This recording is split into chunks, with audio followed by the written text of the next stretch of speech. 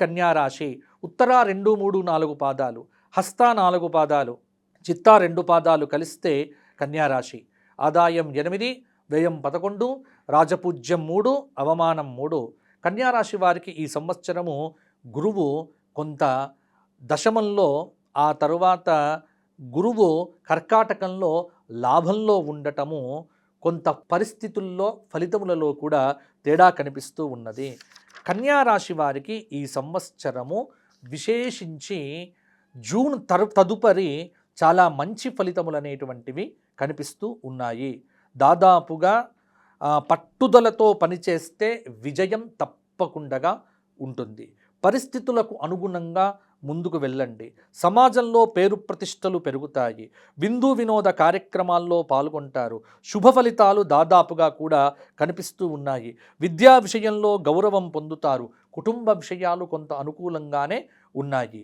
కన్యారాశి వారికి ఏప్రిల్, మే, జూన్లలో పట్టుదలతో పనిచేస్తే విజయాలు తథ్యంగా ఉంటాయి.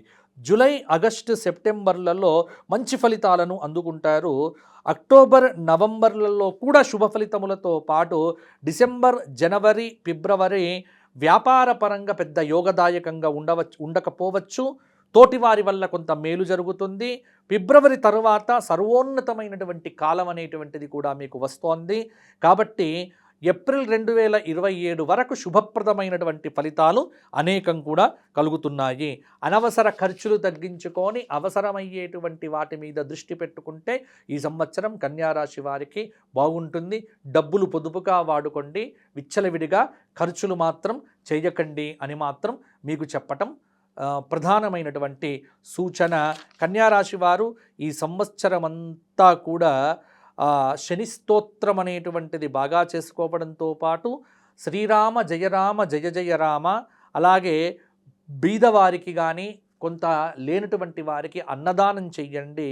శనివారం నాడు నువ్వుల నూనెతో అభ్యంగన స్నానం చెయ్యండి.